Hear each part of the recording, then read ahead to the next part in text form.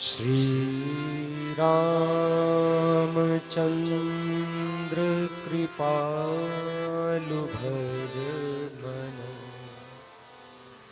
हरण भव भय दारुणम्। श्री रामचंद्र कृपालु भज मन हरण भव भय दारुणम्। नवकंज लोचन कंज लोक कर कंज पद कंजारुणम्। नवकंज लोचन कंज मुख कर कंज पद कंजारुणम्। श्री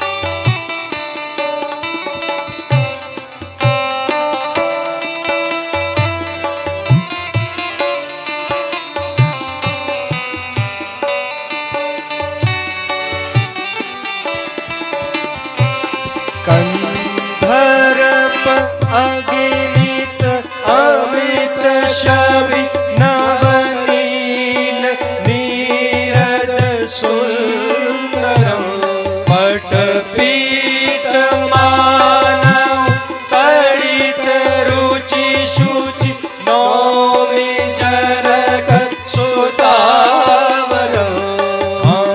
नौमि जनक सुतावरम। बंधु दिनेश कानन दैत्य वंचन कंदनम। रघुनंद अनानंद कंद कोसल चंद दशरथ नंदन। श्री रामचंद्र कृपालु भज मन हरण भव भय दारुणम्। नवकंज लोचन कंज मुख कर कंज पद कंजारुणम्। श्री राम जय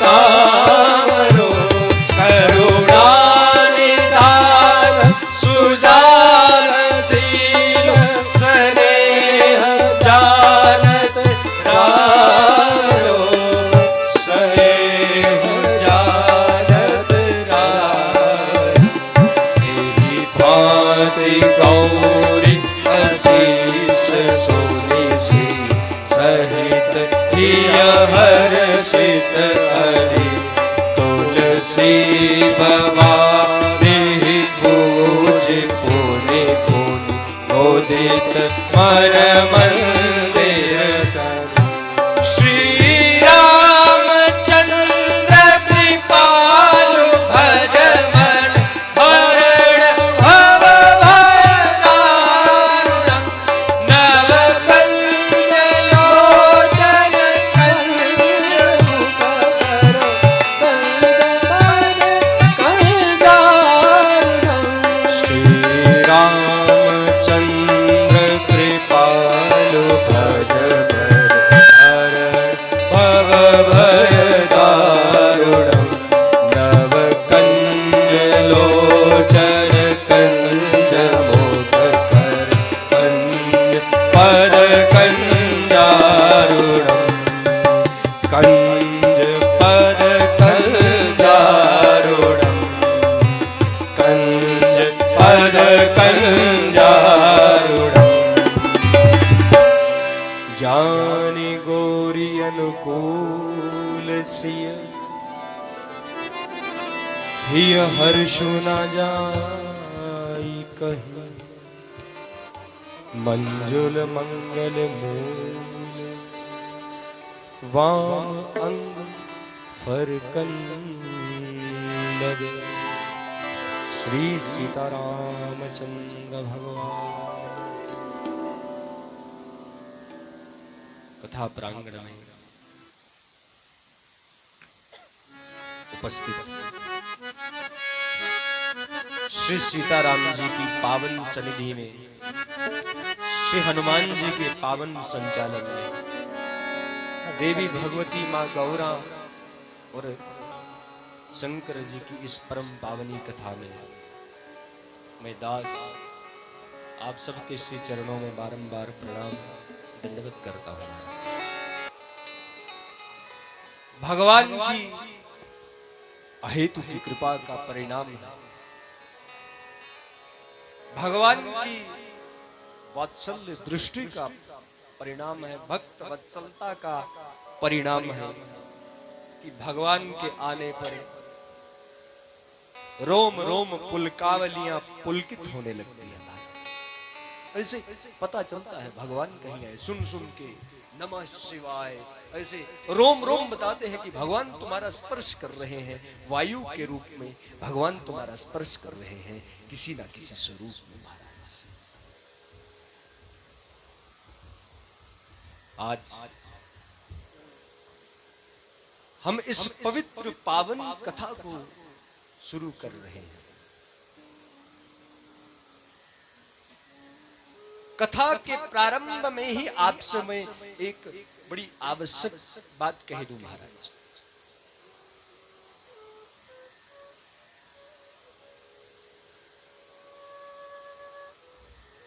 हम सब अनेकों वर्षों से ये सुन रहे हैं वहां पर फलाने स्थान में कथा होगी, वहां पर कथा होगी, वहां पर कथा होगी, लेकिन आज तक हमें कभी किसी से कथा का अर्थ ही नहीं पता चला।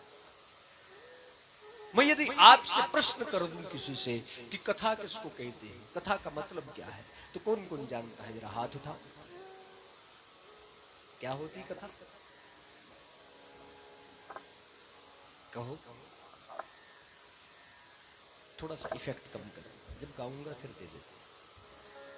जय जय। हाँ ओके। मैं आप सबसे प्रश्न करता हूं महाराज, क्या क्या अर्थ है कथा का? कथा किसको कहते हैं?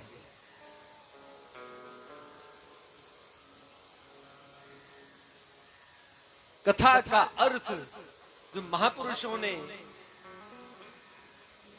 देववाणी के माध्यम से, शास्त्रों के माध्यम से मनुष्य मात्र के कल्याण हेतु जो अर्थ कहा, वो अर्थ मैं आप सबसे कहता हूं। कथा का अर्थ क्या? कम थाप्यति इति कथा।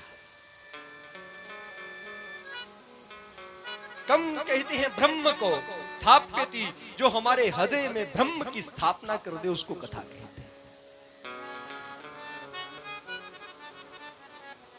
कम पुरुषवाचका, थाप्यति स्त्रीवाचका। ये कथा किसको? कथा केवल पुरुष प्रधान ना हो, केवल शंकर जी की नहीं, केवल राम जी की नहीं, उनकी आह्लादिनी शक्ति स्वरूपा स्त्री तत्व की भी कथा हो, जो हमारे हृदय पटल पर पुरुष और प्रकृति दोनों की स्थापना करे। नारायण और लक्ष्मी, शिव और शिवा, राम और सीता दोनों को एक साथ बैठाए, उसको महाराज कथा कहते। कम थाप्यति इति कथा। अपने आप में जो हमारे हृदय में आत्मलिंग स्वरूप में हमारे भगवान शंकर विराजित हैं, उस आत्मलिंग को चैतन्य स्वरूप में प्रकट करके हमारे मन में श्रद्धा को जागृत करे, उसको कथा कहते हैं।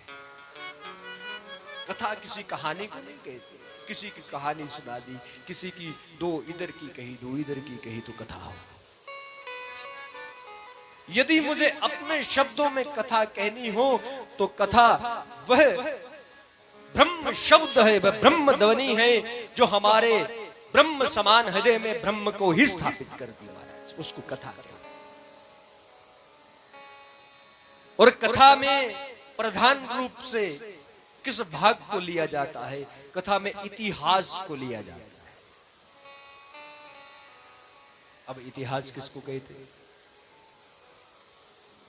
सबने सुना है, सब कहते हैं मैं फलानी जगह का इतिहास जानता हूं, मैंने वहां का इतिहास लिखा है ना?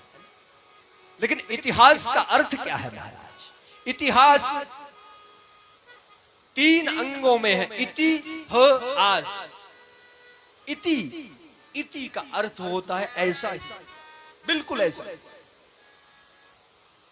हम जब पिछली बार शिवखोड़ी में आए थे तो बिल्कुल ऐसी ही गुफा देखी थी, बिल्कुल ऐसी, बिल्कुल भी जो कभी बदले ना, ऐसा ही, जो सत्य है ऐसा ही, जो परमानेंट है ऐसा ही, जिसके साथ टेम्परेरी टर्म कभी जुड़े ना, ऐसा ही, ऐसा ही। हमारा भगवान कैसा है? ऐसा ही। हमारे शंकर जी कैसे हैं? कर्पूर गौरम करुणावतारा, ऐसा ही हमारा शंकर, ऐसा ही हमारे कृष्ण कैसे महाराज सामने, ऐसा ही हमारे राम कैसे शांतम शाश्वतम अप्रमेयम अनघम निर्वाण शांति प्रदम, ऐसा ही हमारा राम, ऐसा ही, बिल्कुल ऐसा है। अगर हमारे राम को, अगर शंकर जी को कोई चाहकर भी बिगाड़ना चाहे, अब शंकर जी को लाखों बार मुकुट डलवा दो, कोई नहीं पहचानेगा शंकर है। शंकर जी की शोभा तो जटाओं में है, ऐसा ही। इति का अर्थ है ऐसा ही, और ह का अर्थ है निश्चित रूप से, पक्का, पूरे विश्वास के साथ, ऐसा ही, निश्चित रूप से ऐसा ही। और आस कहते हैं हुआ। इतिहास का अर्थ क्या? निश्चित रूप से ऐसा ही हुआ। इसमें कोई कुछ जोड़ नहीं सकता, इसको कोई बिगाड़ नहीं सकता। राम जी का अवतार हुआ है तो हुआ है महाराज, निश्चित रूप से ऐसा ही हुआ है। राम जी ने रावण को मारा है तो निश्चित रूप से मारा है। राम जी ने राम सेतु का निर्माण किया तो निश्चित रूप से किया महाराज, ऐसा। इसको कहते हैं इतिहास। और हम जिस इतिहास पुराण की कथा को सुनेंगे, वो कथा शिव पुराण, लिंग पुराण, स्कंद पुराण, श्रीमद् वाल्मीकि रामायण, गोस्वामी तुलसीदास जी कृत रामचरितमानस में से नाना प्रकार की कथाओं का आनंद लेंगे महाराज, रसास्वादन करेंगे। अब बड़े सारे लोगों के मन में भ्रम है कि वेद व्यास एक ही हुए हैं। सब कहते हैं। मैं जहां जाता हूं कथाओं में, मैं बड़ी जगह सुनता हूं, तो आ जाकर के सिर्फ ये वेद व्यास जी ने लिखी, ये वेद व्यास जी ने। और जब शिव की कथा, शिव पुराण की कथा और किसी अन्य ग्रंथ की पुराण की कथा मेल ना खाए तो फिर निरुत्तर हो जाते हैं व्यास, फिर उत्तर नहीं बचता। जैसे शिव पुराण में व्यास जी ने कह दिया कि सृष्टि का उद्गम स्वयं सदाशिव से हुआ है, सदाशिव से ही नारायण प्रकट हुए। लेकिन यदि हम श्रीमद् भागवत जी को पढ़ेंगे तो नारायण से शिव प्रकट हुए। दोनों में भेद, अब किसको माने किसको ना माने महाराज। इसलिए कहता हूं कि व्यास जी एक नहीं महाराज, प्रत्येक कलयुग के पहले द्वापर के अंत में व्यास जी का अवतार होता है। और इस समय कौन सा कल्प चल रहा महाराज, हम संकल्प में पढ़ते हैं श्वेत वाराह कल्प, 28वां कलयुग चल रहा। इसका मतलब इसी कलयुग के, इसी कल्प के कलयुगों में जो 28 कलयुग बीते हैं, इन्हीं 28 कलयुगों में 28 कलयुग के प्रारंभ और त्रेता के द्वापर के अंत में, कलयुग के प्रारंभ और द्वापर के अंत में 2800 बार व्यास जी का अवतार हुआ है। और 2800 व्यास अलग अलग हुए हैं महाराज। व्यास तो उपाधि का नाम है, आचार्य तो उपाधि का नाम है, इंद्र तो उपाधि का नाम है महाराज। इंद्र भी कोई व्यक्ति नहीं। हम सब लोग कहते हैं ना इंद्रदेव, वर्षा के देवता इंद्रदेव, है ना। इंद्र कोई व्यक्ति नहीं महाराज, इंद्र की तो आयु है।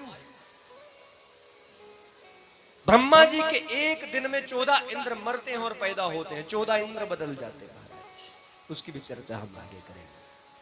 इंद्र कोई व्यक्ति नहीं। इंद्र कौन बनता है, जो अपने जीवन में 100 यज्ञ कर दे वो इंद्र बनता है। शतक्रतु मतलब जो 100 यज्ञ कर देगा वो उसी को इंद्र कहा जाता है। तो व्यास जी के साथ प्रत्येक द्वापर में भगवान शंकर व्यास जी के सहायक बनकर के प्रकट होते हैं। व्यास जी के सहायक बनकर भगवान शंकर का प्राकट्य भी होता है। जैसे शिव पुराण की रुद्र संहिता के 4th अध्याय में इसका वर्णन है महाराज।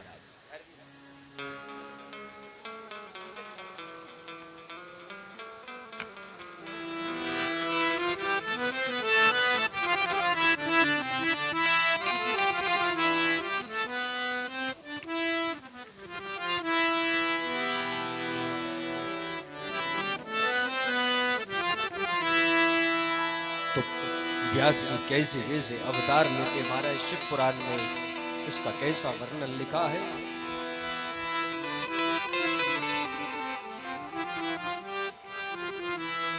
अनुग्रहार्थम लोकानां ब्राह्मणानां हिताय च उत्पत्स्यामि विधे ब्रह्म द्वापराख्य युगान्तिके।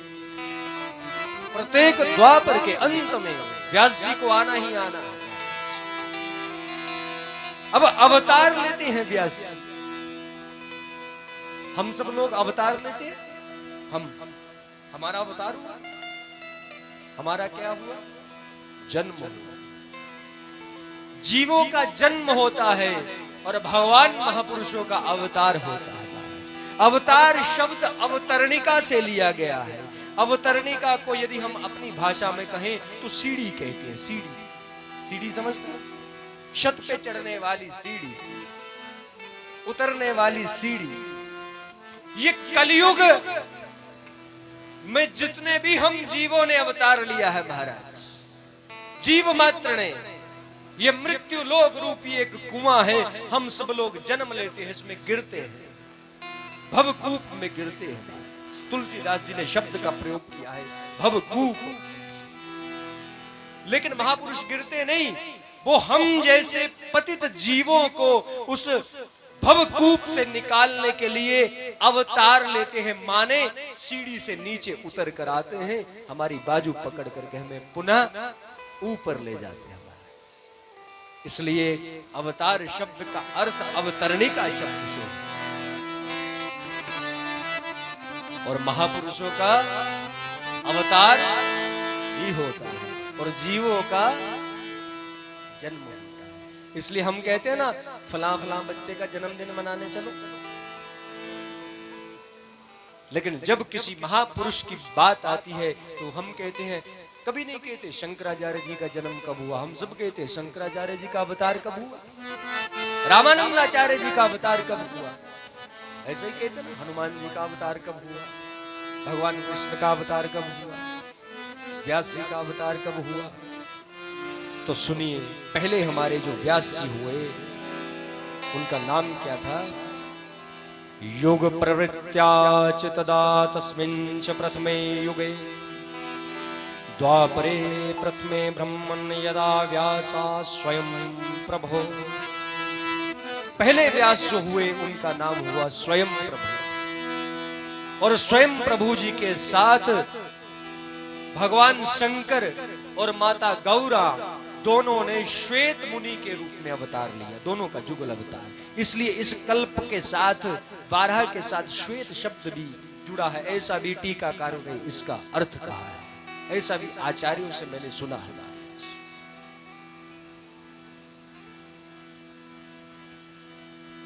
समझ में नहीं आ रहा कलयुग द्वापर क्या है? अभी कौन सा युग चल रहा है? कौन सा युग चल रहा है? कलयुग। कलयुग की आयु कितनी महाराज? कलयुग की आयु 4,32,000 साल। पुराणों में तो यहां तक लिखित है महाराज, कलयुग में मनुष्य की आयु भी कम होगी, उसका शरीर का कद काठी भी कम होगा, सब कुछ उसका कम, बुद्धि भी कम होगी। नहीं तो उदाहरण देकर के समझाता हूं। आज से पहले बल को हाथियों में नापा जाता था। हम कहते हैं ना, भीम में कितना बल है महाराज? 10,000 हाथियों का। ताटका जब भगवान राम से युद्ध करने आई, मारीच सुबाहु सहित, उसमें कितना बल? 1,000 हाथियों का। पहले बल को हाथियों में नापा जाता था, आज बल कम होता होता कहां पर पहुंचा? घोड़ों में। आज बल को घोड़ों में नापा जाता है। कितने हॉर्स पावर का इंजन है। और इस समय वर्तमान में जो स्थिति चल रही है महाराज, आप जो अपने बच्चों को संस्कारों से परे रख रहे हो, आपके बच्चों के सिर पर शिखा नहीं, कंधे पर जनेऊ सूत्र नहीं, बच्चों के संस्कार नहीं, बच्चों का धर्म के प्रति आस्था नहीं, तो बच्चे वो नया काम सीख रहे हैं, वो इंजेक्शन लगाने वाला, वो चिट्टा खाने वाला। हाथियों से बल चला और घोड़ों में पहुंचा। देखना कहीं आने वाले 10 साल में बल घोड़ों से गधों में ना पहुंच जाए, आपको ये ना कहना पड़े मेरा बेटा 10 गधों के मुकाबले 1 गधा महाराज। क्योंकि जो इंजेक्शन नशा करेगा वो तो गधा ही है। जो अपनी माता पिता की सेवा ना कर सके वो तो गधा ही है महाराज। इसलिए कलयुग का बड़ा प्रभाव है। 4,32,000 वर्ष इस कलयुग की आयु है, और इस कलयुग का भी तो पहला चरण है, सिर्फ बच्चा है कलयुग, दूध पीता बच्चा। अभी सोचो इसको, जब जवानी में आएगा तो क्या क्या करेगा। इस कलयुग में 4,32,000 साल और जोड़ दो तो द्वापर युग बनता है महाराज। 8,64,000 साल, उसमें 4,32,000 और जोड़ दो। त्रेता, उसमें 4,32,000 और जोड़ दो तो सतयुग। इन चारों युगों को जोड़ दो तो 43,20,000 साल, और चारों युगों का यह मेल बना, इसको कहते हैं चतुर्युगी। क्या कहते हैं? 4 युगों के जोड़ को, उनके सम को, प्लस को क्या कहते हैं? चतुर्युगी कहते हैं।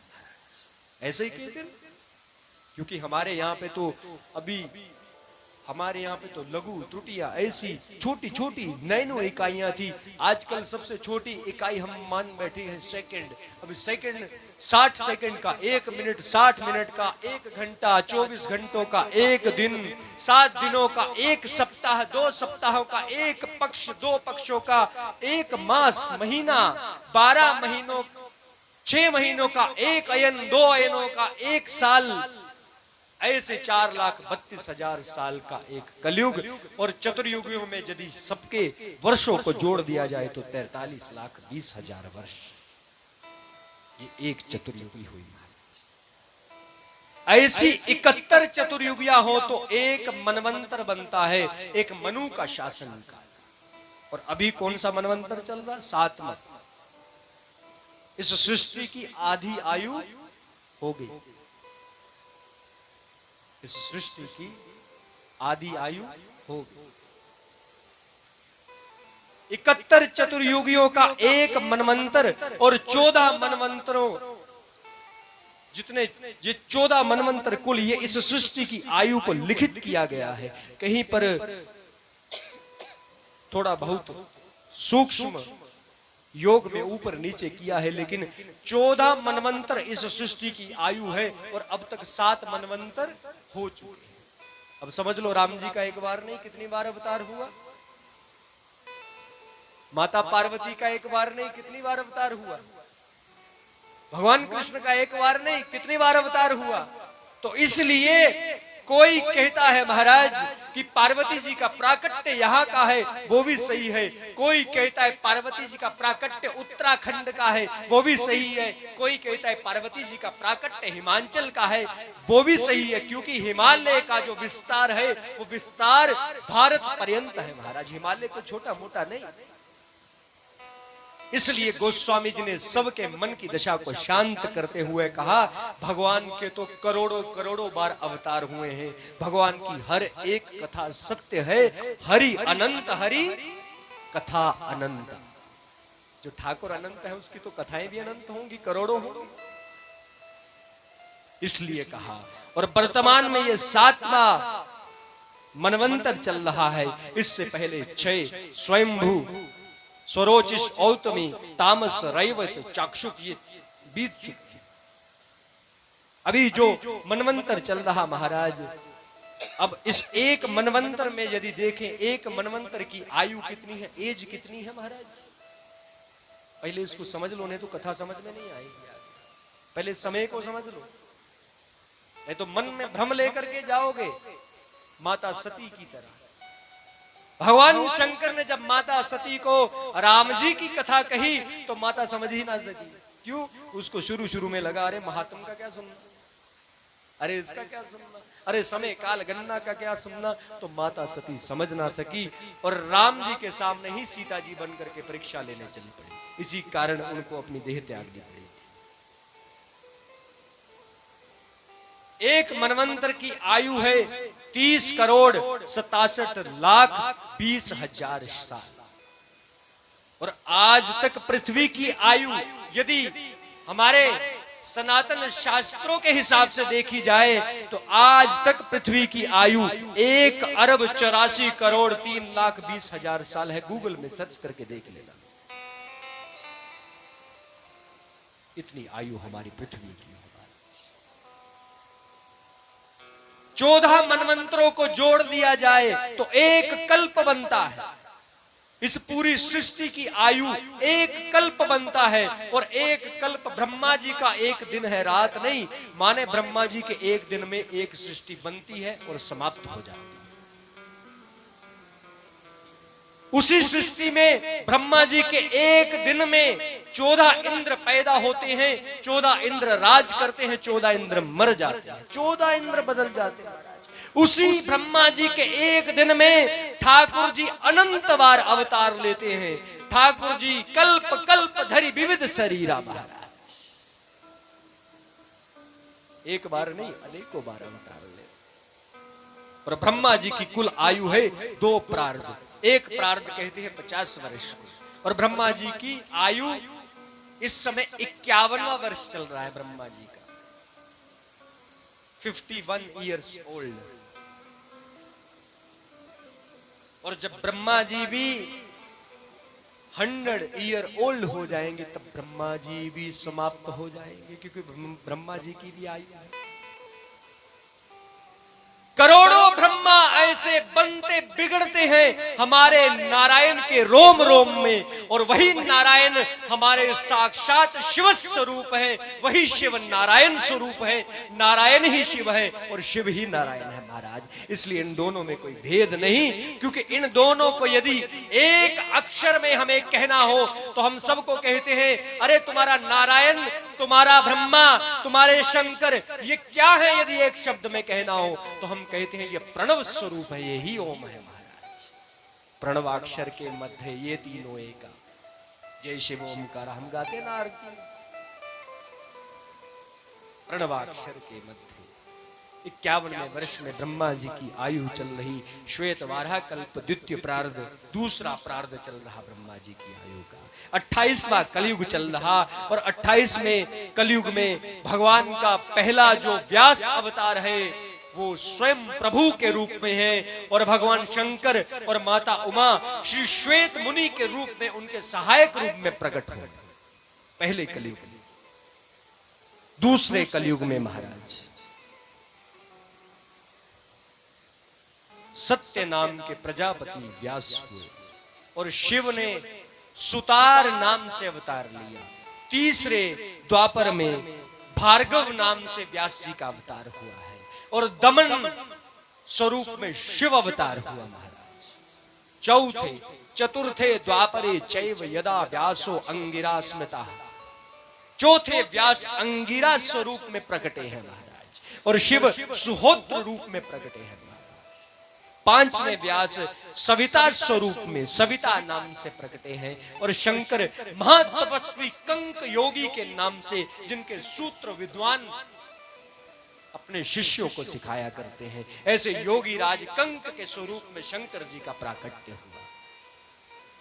तीसरा छठा अवतार मृत्यु रूप में भगवान का नाम, व्यास जी का नाम इस कलयुग इस द्वापर में मृत्यु हुआ।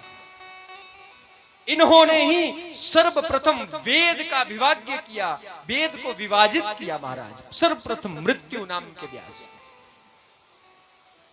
और इस अवतार में शंकर जी लोकाक्षी स्वरूप में इनके सहायक हुए। इसके बाद सातवें जो व्यास हुए शतक्रतु रूप में व्यास जी का प्राकट्य और विभु जैगेश्वर इस स्वरूप में शंकर जी का प्राकट्य। आठवें व्यास वशिष्ठ जी, वशिष्ठ जी को तो सब जानते हैं, वशिष्ठ जी भी साक्षात व्यास है और वशिष्ठ जी के सहायक के रूप में भगवान शंकर ने दधि वाहन स्वरूप में अवतार लिया इसी द्वापर।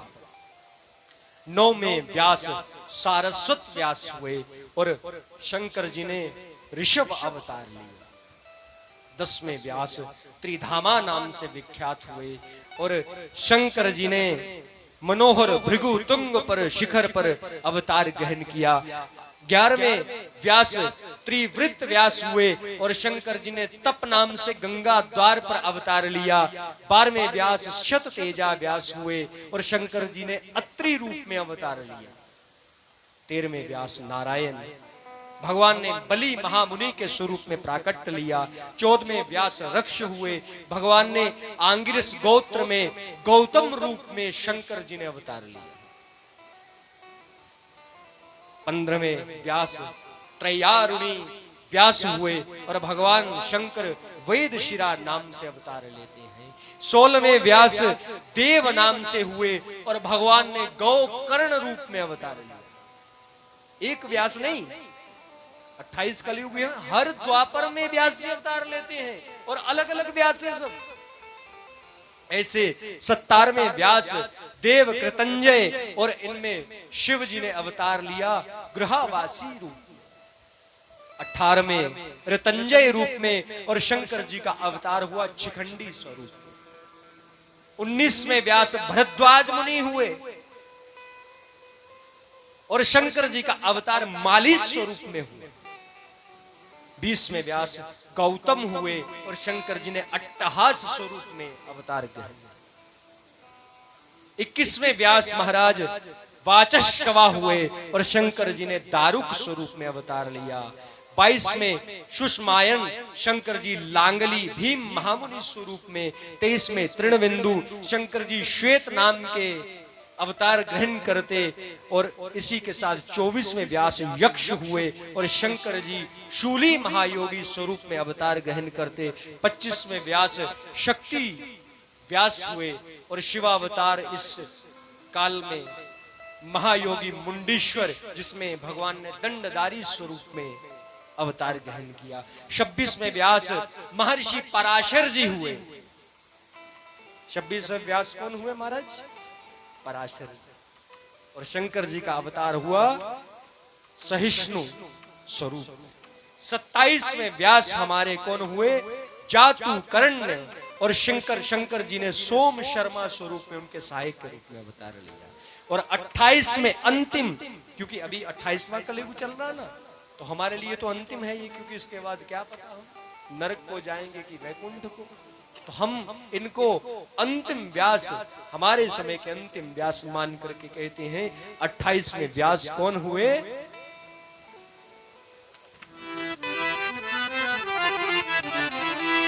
अष्टाविंशे द्वापरे तु पराशर सुतो हरि।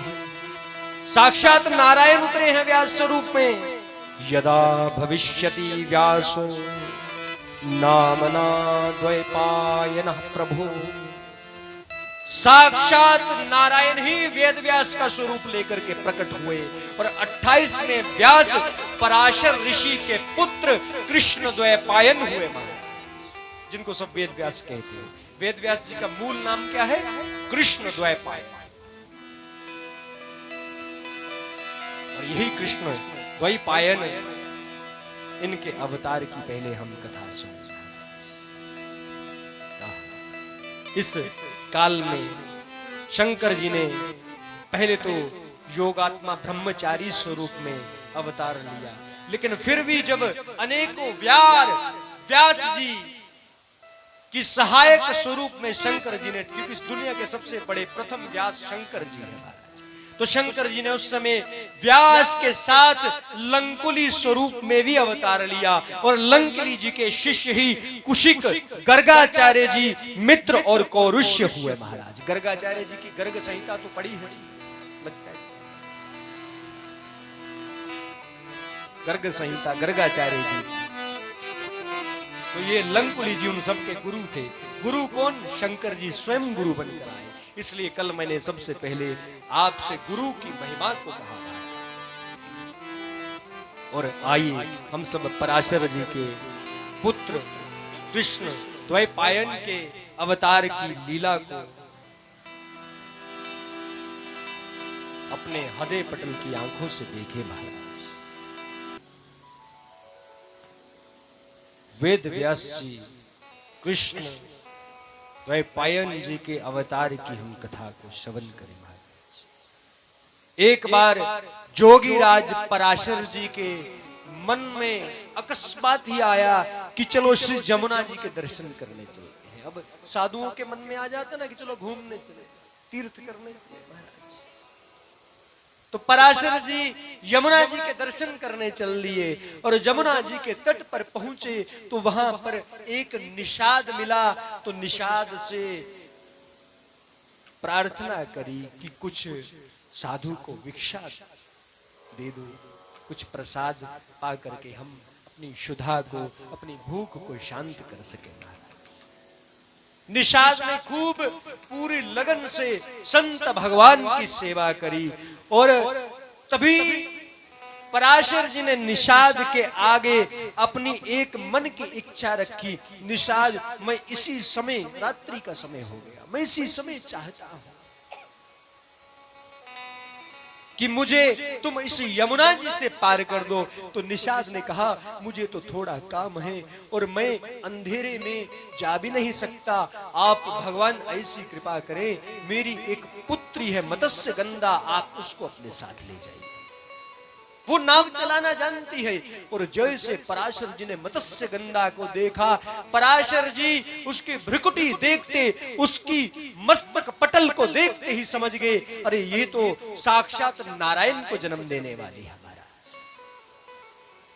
पराशर जी वशिष्ठ अरुंधति के पौत्र पोते, शक्ति मुनि और दुष्यंती के पुत्र हैं। ऐसे अति तपस्वी पराशर जी ने जैसे मत्स्य गंधा को देखा, मत्स्य गंधा से प्रार्थना करी, मुझे नाव में ले चलो। और जैसे नाव मध्य में पहुंची, अब संत देखिए, संत जब किसी की परीक्षा लेने पर आए तो संत क्या क्या करते हैं महाराज।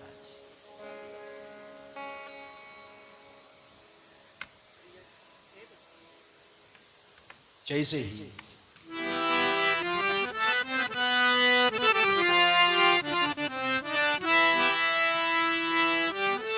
पराशर जी मत्स्य गंधा नाव को खे रही, पराशर जी उस नाव में बैठे हैं और नाव जैसे ही श्री यमुना जी के मध्य में पहुंची है तो पराशर जी ने अब मत्स्य गंधा की परीक्षा लेना चाहिए। एक इच्छा प्रकट की, मत्स्य गंधा तुम सुंदर हो, मैं चाहता हूं मैं तुम्हारे साथ तुम्हारा वर्ण करूं, तुम मेरे साथ मेरा संगम करो। इसको अन्यथा ना ले, मेरे भाव से, जिस भाव से मैं कहना चाहता हूं। मैं बड़े सारे व्यासों को देखता हूं, वो पराशर जी और मत्स्य गंधा के संगम को बड़ा अनर्थ करके बताते हैं। मेरे शब्दों से इसको समझने का प्रयास करो। संत भगवान ने परीक्षा लेने के लिए कहा, मत्स्य गंधा मैं तुम्हारे साथ संगम करना चाहता हूं, मैं तुमसे भिक्षा मांगता हूं, क्या तुम भिक्षा दे सकती हो? लेकिन मत्स्य गंधा भी महाराज निषाद जैसे भक्त की पुत्री, कहा तन मन धन सब कुछ है तेरा, तेरो तेरे अर्पण क्या लागे मेरा। ये कहते ना भगवान को, ये तन ये मन ये धन सब तेरा है, तो तेरा ही तुझे अर्पण है, मेरा क्या है महाराज। लेकिन हे नाथ, हे तपस्वी श्रेष्ठ, हे ऋषिगण, मेरे मन में एक संकोच है। पहले तो मैं निषाद कन्या हूं, दूसरा मेरे रोम रोम से, मैं मत्स्य गंधा निषाद कन्या हूं, मेरे रोम रोम से मछलियों की बदबू आती है, दुर्गंध आती है। तीसरा, मैं कुंवारी हूं और ये समाज आपके संगम के बाद मुझे क्या कहेगा महाराज, क्योंकि विवाह के बिना संगम करना तो क्षम्य अपराध है महाराज। आप ही कहिए, आप तो ज्ञान तप की पराकाष्ठा है, आप ही मुझसे कहिए, यदि आपने मेरा संगम कर दिया तो मुझे स्वीकार कौन करेगा इस समाज में। कुंवारी लड़की जिसका संगम हुआ उससे ब्याह भी कौन करेगा। तभी महाराज पराशर जी ने कहा, मत्स्य गंधा तुम मेरे तेज से इसी समय हेमा अप्सरा के समान सौगंध युक्त होकर के, हेमा अप्सरा के समान यौवन युक्त होकर के, हेमा अप्सरा के समान तेजवान हो जाओ। उसी समय हेमा के समान ही मत्स्य गंधा का शरीर परिवर्तित हुआ। मत्स्य गंधा मानो कोई स्वर्ग से उतरी अप्सरा हो, ऐसा स्वरूप मत्स्य गंधा का हो।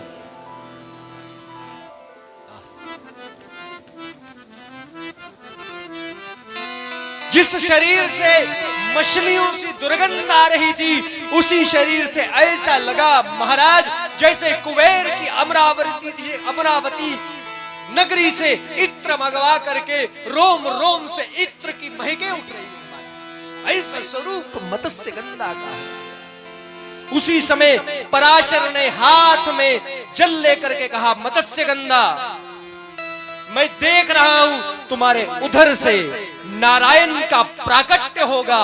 नारायण कौन? साक्षात वेद व्यास स्वरूप में प्रकट होंगे, लेकिन नारायण कभी पैदा नहीं होते, वो तो अवतार लेते हैं। इसलिए यदि तुम्हारा विवाह किसी और के साथ हुआ तो नारायण को गर्भ में आना पड़ेगा। नारायण गर्भ में नहीं आते। मैं तुमसे कहता हूं मेरा संगम करो, नारायण अभी अवतरित होंगे महाराज। मैं विश्वास के साथ अपने तपोबल से तुम्हें आशीष देता हूं, मेरे संगम उपरांत, नारायण के प्राकट्य के उपरांत भी तुम आजीवन कुंवारी कहलाओगे, तुम कभी महिला नहीं बनोगे और तुम्हारा विवाह भी होगा महाराज। परीक्षा ले रहे थे ना ऋषि।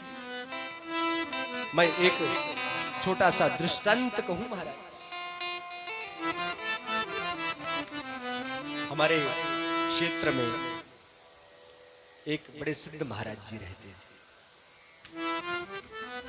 मैं नाम नहीं लूंगा क्योंकि महापुरुषों का नाम नहीं लेना चाहिए। वो महाराज जी एकांत में प्रसन्न रहते थे, विरक्तता एकदम एकांत। उनके लिए कोई 1 रुपया फूल, कम्बल, शाल, धोती लेकर जाता तो उनको बड़ा कष्ट होता। बोलते ले जाओ इसको, मुझे नहीं चाहिए, ले जाओ, मुझे नहीं चाहिए, ले जाओ। बड़ा भोला स्वभाव था महाराज जी का। साधु बाबा लाखों रुपए के उपहार उनके सामने लेकर जाते तो ले जाओ वापस, मुझे नहीं चाहिए। लेकिन प्रसिद्धि बड़ी, तपस्वी, 1 नंबर के चोटी के तपस्वी महाराज। जब उन्होंने देखा कि लोग तो भैया मुझे छोड़ेंगे नहीं और मैं लोगों के प्रपंच में फंस गया, लोगों का गुरु बन के आशीर्वाद देने लगा, बड़ा आश्रम बनाने लगा, ज्यादा पैसे इकट्ठे करने लगा, तो मैं तपस्वी ना रहूंगा, फिर मैं नारायण को कैसे प्राप्त करूंगा। उस दिन से महाराज एकदम स्वभाव बदला। जो कोई उनके दरवाजे के अंदर फूल लेकर भी आता तो इतनी बड़ी गाली निकालते अंदर से, भाग जाए इधर से, ये है। ये संतों का स्वभाव है। एक विधवा माता अभी छोटी आयु की थी, मुश्किल से 32-33 साल की, रोज महाराज जी की सेवा करने आती, महाराज जी के वहां पे पोछा लगाती। अब महाराज जी चाहते थे ये भी मेरे यहां पे ना। क्यों? अरे मैं तपस्वी कैसा, मेरे कपड़े तो ये धोकर चली जाती है, मैं तपस्वी कैसा, मेरे लिए तो ये खाना बनाकर चली जाती, मैं तपस्वी कैसा। बुलाया इधर। जी महाराज तुम बड़ी सेवा करती हो। जी महाराज जी मैं तो चाहती हूँ पूरा जीवन आपको दे दूं महाराज। तो महाराज जी ने कहा मैं चाहता हूँ जीवन नहीं, तू आज का दिन मुझे दे दे, आ मेरी पत्नी बन जा। उसी समय भाग गई। आम संसार की दृष्टि में तो महाराज ने गलत किया, लेकिन वो जानते हैं, भक्त जानता है, मैं जानता हूं कि उन्होंने क्या किया। ऐसे विरक्त थे, उस स्थान को त्याग दिया महाराज। आजीवन एक लंगोटी में रहे महाराज। ऐसे ही पराशर जी ने कहा मैं चाहता हूं तुम मेरा संगम करो। पराशर जी देखना चाहते थे जिसके निमित्त होकर नारायण प्रकटेंगे वेद व्यास स्वरूप में, क्या उसमें इतनी क्षमता भी है कि वो नारायण की मां कहला सके? कहीं इसमें अभिमान तो नहीं आ जाएगा? कभी ते कामुकता में वशीभूत तो नहीं हो जाएगी महाराज? इसलिए पराशर जी अब परीक्षा ले रहे, मैं तुम्हारा संगम करना चाहता हूं, मैं चाहता हूं कि मेरे तुम्हारे संगम से एक पुत्र पैदा हो, मैं तुम्हें गर्भवती करना चाहता हूं महाराज। भाव संगम का नहीं है, भाव परीक्षा का।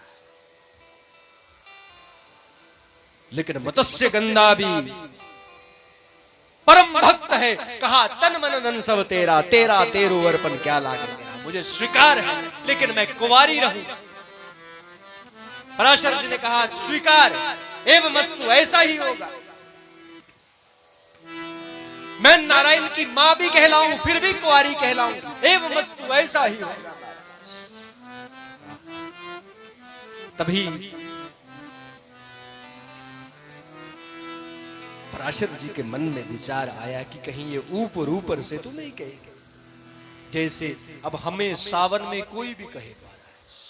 हम देखते हैं ना लोग दर्शन करने आते हैं, ऊपर से तो बम बम बोले, हर हर महादेव, शंकर भगवान की जय। कईयों की गाड़ी में मैंने देखा यहां से जाते जाते समय बार पे, शराब वाली दुकान पे ब्रेक लगा के खड़े। अब ऊपर से और भीतर से कैसे पता चले कि ये कैसा है? तभी पराशर जी एक कदम और आगे बढ़े महाराज, और पराशर जी ने मत्स्य गंधा का जैसे ही हाथ पकड़ा कि भीतर से भी देखूं, कहीं ऊपर से तो नहीं कह रही तन मन धन सब कुछ है तेरा, जैसे हम ठाकुर जी से रोज कहते हैं तन मन धन सब कुछ है तेरा। पता लगा घर में आग लग गई तो रो रो रो रो के ठाकुर जी को जो दुनिया की गालियां निकाल दी कि मेरे साथ ऐसा क्यों किया। पराशर जी देखना चाहते कि सच में मन से भी तन मन धन सब है तेरा या ऊपर ऊपर से। पराशर जी ने हाथ पकड़ा तो मत्स्य गंधा ने लज्जा करके कहा, हे ऋषि, मैं स्त्री हूं, आप पुरुष हैं, हम दोनों के संगम कोई देख ना पाए, इसी शर्त पर मैं संगम करने को तैयार हूं। देखना चाहती है कि ये तपस्वी। अब मत्स्य गंधा भी पराशर जी की परीक्षा ले रही। उसी समय पराशर जी ने क्या किया? पराशर जी ने उस यमुना जी के मध्य में एक टापू का निर्माण किया। उस पूरे टापू को चहुं ओर से घनी धुंध कोहरे से ढांप दिया। उस कोहरे के भीतर कोई देख ना पाए और अंदर अंधेरा हो गया। अंधेरे को कृष्ण कहते हैं महाराज। हम कहते ना कौन सा पक्ष चल रहा है, शुक्ल पक्ष या कृष्ण पक्ष, चांदनियां चलानिया या नेरियां, समझे? कृष्ण हो गए अंदर। कृष्ण का अर्थ एक तो जो मुख्य अर्थ है वो कृष्ण का अर्थ है अंधेरा, प्रकाश विहीन। ऐसे टापू का महाराज निर्माण कर दिया और निर्माण करके उस कोहरे के अंदर किसी ने देख ना पाया। तब पराशर जी ने शरीर का शरीर से संगम नहीं किया महाराज। ऐसा लोग गलत कहते हैं, जो टीकाकार कहते हैं। ऐसा कहीं भी महाराज, मैं कहता हूं यदि किसी पुस्तक में किसी विधर्मी ने डाल भी दिया है तो उसका विरोध करना चाहिए। पराशर जी ने अपने योग बल से नारायण का आवाहन किया। सोचो, माँ के पेट से अगर गर्भवती होकर संगम से बच्चा पैदा होता तो 9 महीने लगते। उसी रात्रि को साक्षात वेद व्यास जी प्रकट हो गए साहब। अब सोचो संगम हुआ कि नहीं? संगम होता तो 9 महीने तो चाहिए। बच्चा पैदा होने में 9 मास तो लगते ही महाराज, गर्भाधान से लेकर के प्रसूति तक।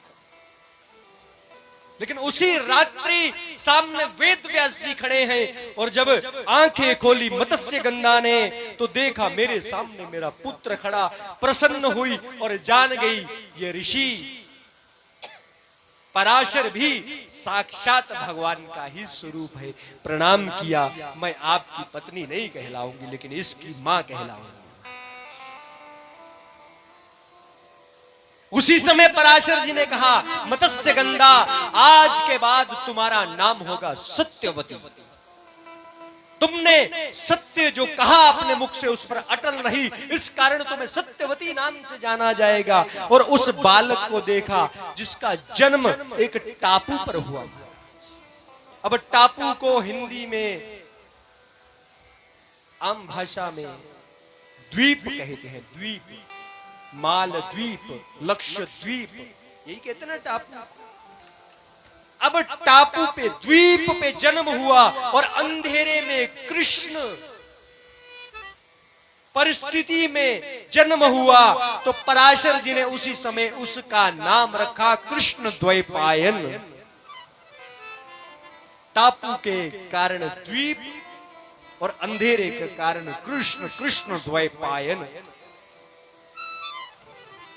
और इनका जो अवतार हुआ आषाढ़ मास की पूर्णिमा को, जिसको सब व्यास पूर्णिमा कहते हैं, जिस दिन सब अपने सदगुरुदेव का पूजन, गुरु पूर्णिमा भी जिसको कहा जाता है, उस दिन व्यास जी ने एक अवतार ग्रहण करके पूरे समाज को कल्याण के लिए कृतार्थ करने वाली भूमिका में अपने आप को प्रकट किया महाराज। व्यास जी के बाएं हाथ में एक कमंडलू है और दाएं हाथ में एक दंड है महाराज। मां के चरणों में प्रणाम किया, हे मां, मुझे तप के लिए बद्री वन में, बद्रीनाथ जी में जाना है। लेकिन मां ने कहा, पुत्र, भले ही तुम अयोनिज हो, तुम मेरे गर्भ से पैदा नहीं हुए, लेकिन तुम तो मेरे पुत्र हो, मेरे संकल्प संगम मात्र से प्रकट हुए हो। हे पुत्र, मुझे तुम्हारी याद सताएगी तो मां, मैं वचन देता हूं, जब भी तुम मेरा स्मरण करोगी मुझे अपने सामने पाओगी, क्योंकि मैं कोई साधारण बालक नहीं, मैं साक्षात नारायण स्वरूप वेद व्यास हूं। ऐसा कहकर व्यास जी उसी रात्रि को तपस्या करने के लिए चले। द्वीपे जातो यतो बालस्तेन द्वैपायनो भवत। और इन्होंने ही वेद की शाखाओं को विभक्त किया महाराज। वेद शाखा विभजनाद वेद व्यासाः प्रकीर्तिता। इनकी मां सत्यवती का विवाह, मत्स्य गंगा जो सत्यवती बन चुकी है, इसका विवाह पांडवों के पूर्वजों में शांतनु जी से हुआ। शांतनु और सत्यवती का विवाह दोनों का, इसकी चर्चा भी महाभारत में भी आती है, अनेक ग्रंथों में आती है। ये शांतनु जी कौन है? जिन्होंने माता गंगा से, हरिद्वार में जो गंगा जी है ना, जिन्होंने उनसे विवाह किया था। और गंगा जी के जो पुत्र हुए थे वो कौन हुए थे? देवव्रत, जिनको सबने भीष्म पितामह कहा। ये वही कथा है सारी। और यही सत्यवती जी जो गंगा के पति शांतनु की भी पत्नी है, इन्हीं के पुत्र हैं वेद व्यास जी। और वेद व्यास जी ने जब महाभारत लिखा तो स्वयं श्री गणेश जी ने आकर के लेखन कार्य किया। लिखा बोला इन्होंने और लिखा किसने? गणेश जी। और मुनि शुकदेव जी आपके पुत्र हुए, जिन्होंने राजा परीक्षित को श्रीमद् भागवत जी की कथा सुनाई। अब थोड़ा सा मुनि शुकदेव का भी प्राकट्य हम सब लोग श्रवण कर लें। बात संत कृपा की चली है। बात किसकी चली है? संत कृपा की, साधु की परीक्षाएं। इसलिए मैं निवेदन करूं, आपके घर में जब भी कोई संत आपसे, आपके सदगुरुदेव जब भी कोई परीक्षा लेना चाहें तो डोल मत जाना कभी। उसको अपना सौभाग्य समझकर उस परीक्षा को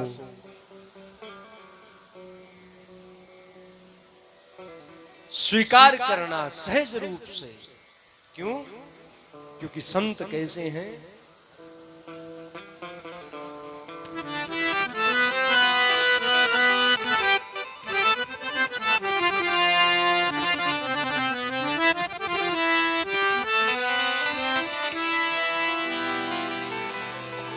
हो जेड़ा तार हरि दे नाल जोड़े, ऐसा कोई संत मिले। जेड़ा तार राम नाल जोड़े, ऐसा कोई संत मिले। जेड़ा तार हरि दे नाल जोड़े, ऐसा कोई संत मिले। जेड़ा तार हरि दे नाल जोड़े, ऐसा कोई संत मिले। हो ऐसा कोई संत मिले, ऐसा कोई गुरु मिले।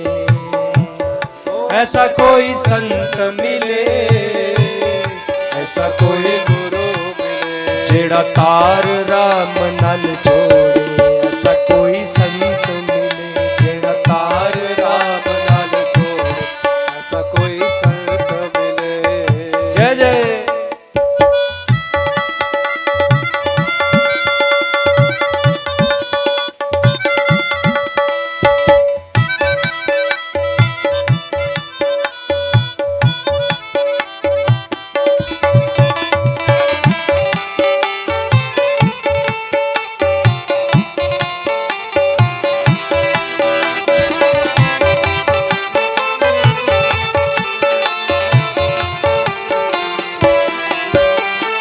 संत दर्श के बड़े महात्म, दर्श के बड़े महात्म। संत दर्श के बड़े महात्म। संत दर्श के बड़े महात्म। और दुर्लभ जग में संत समागम, दुर्लभ जग में संत समागम।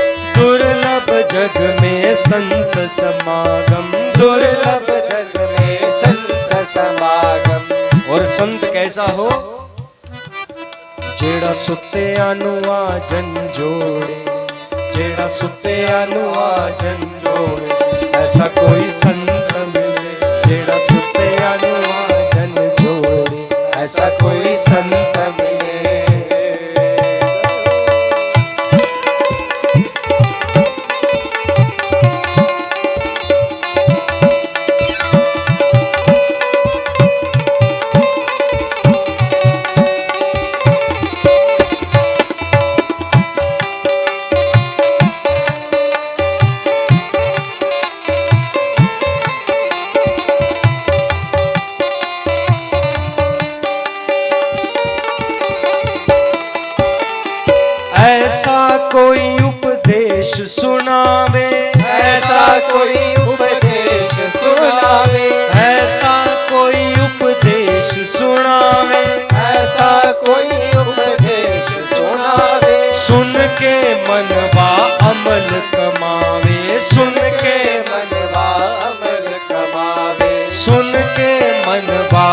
अमल कमावे, सुन के मनवा अमल कमावे।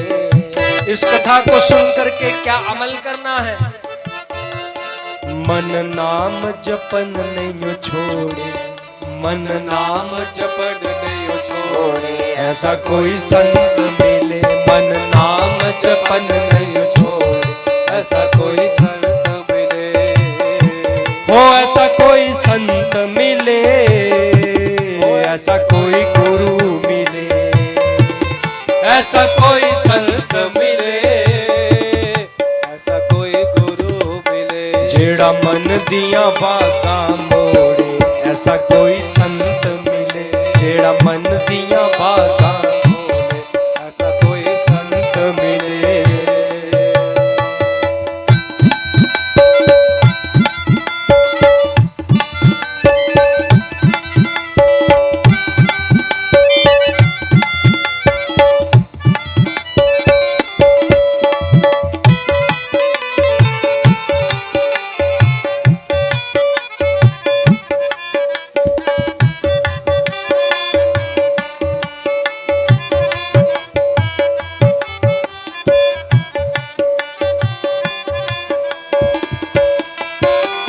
की लाली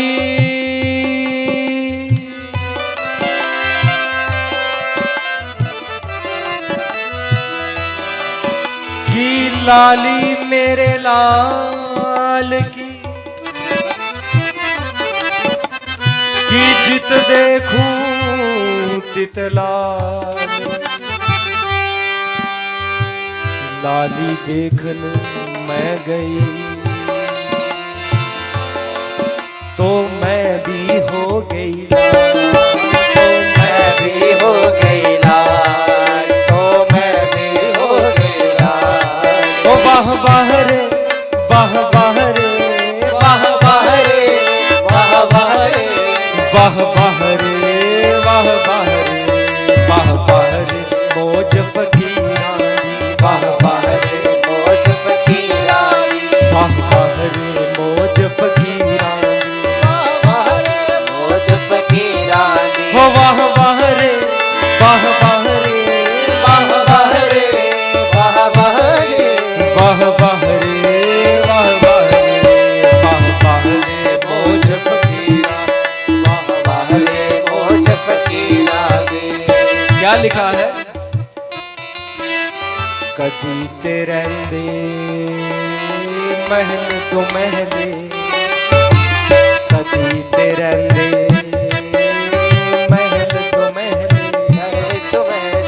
सब कहो। साधुओं की भी क्या मौज होती है, कभी कभी तो वीआईपी आश्रम। कदी ते रहंदे महल तो महले, कदी ते रहंदे सब गाओ। ते कदी गली अहीरा दी, ते कदी गली अहीरा दी, ते कदी गली अहीरा दी, ते कदी गली अहीरा दी। वाह वाह रे, वाह वाह रे, वाह वाह रे, वाह वाह रे, वाह वाह रे मौज फकीरानी, वाह वाह रे मौज फकीरानी, वाह वाह रे मौज फकीरानी, वाह वाह रे मौज फकीरानी।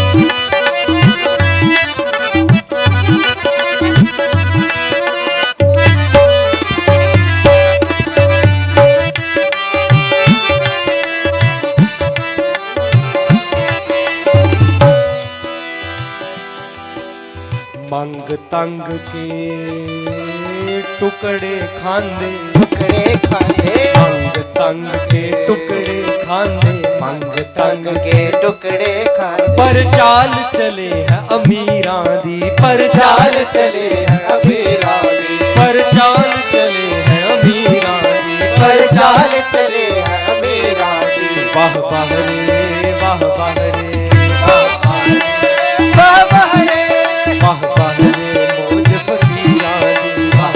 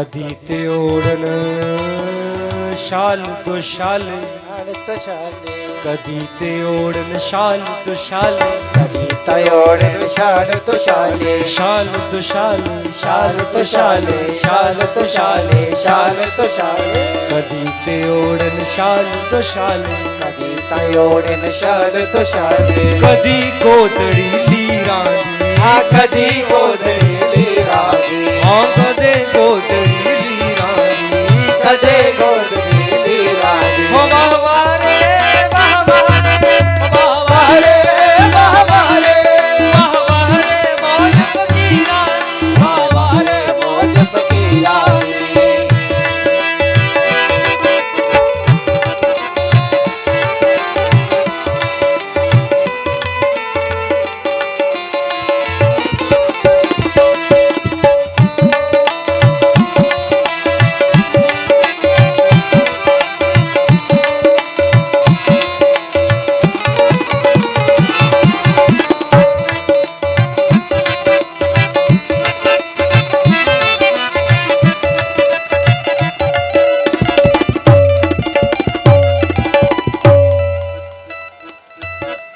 मंग तंग के कदे ते खावन, रुखियां सुखियां कदे ते खावन, रुखियां सुखियां रुकिया सुकिया कदे ते खावन, रुखियां सुखियां कदी तखावन रुकिया सुकिया रुखियां सुखियां रुखियां सुखियां रुकिया सुकिया रुकिया सुकिया कदे ते खावन, रुखियां सुखियां। कदी तखावन रुकिया सुकिया और कभी कभी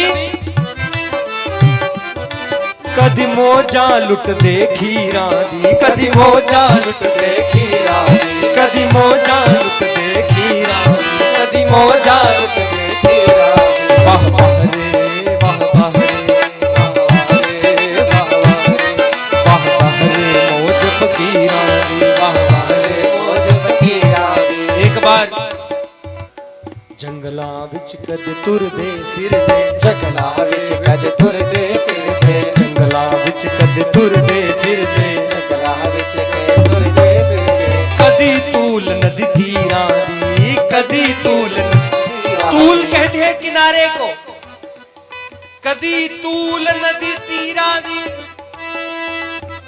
कदी तूल नदी तीरा दी, कदी तूल नदी तीरानी वाह वाह रे वाह वाह जय हो। रे वाह वाह रे वाह वाह रे वाह वाह रे मौज फकीरा दी, वाह वाह रे मौज फकीरानी गुरुदेव तुम्हारी जय होवे, गुरुदेव तुम्हारी जय होवे सतगुरु तुम्हारी जय होवे, सतगुरु हाथ तुम्हारी उठाकर गुरुदेव तुम्हारी जय होवे, गुरुदेव तुम्हारी जय होवे, भोलेनाथ तुम्हारी जय होवे, भोलेनाथ तुम्हारी जय होवे तेरी जय होवे, तेरी जय होवे, तेरी जय जय होवे तेरी जय होवे तेरी जय होवे, तेरी जय होवे, भोलेनाथ तुम्हारी जय होवे, भोलेनाथ तुम्हारी जय होवे सतगुरु तुम्हारी जय होवे, सतगुरु तुम्हारी जय होवे गोरखनाथ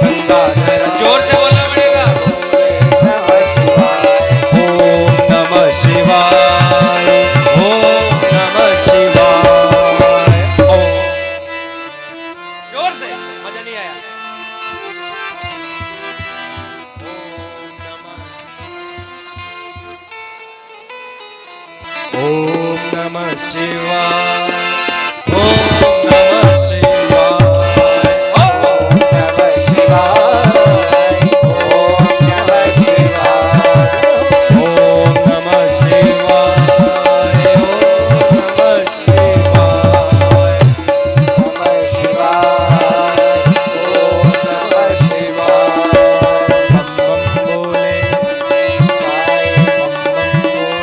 नमः शिवाय, हर हर बोले, नमः शिवाय, हर हर बोले, नमः शिवाय, नमः शिवाय, बम बम बोले, नमः शिवाय, बम भोले, नमः शिवाय, बम भोले, गिरिजा शंकर, नमः शिवाय, गिरिजा शंकर, बम बम, शिवाय, हर हर भोले, बम बम बम बोले, बम भोले, हर हर भोले, बम भोले, हर हर भोले, बम भोले, हर हर भोले, हर हर भोले। बम भोले। ओम नमः पार्वती पते, हर हर महादेव।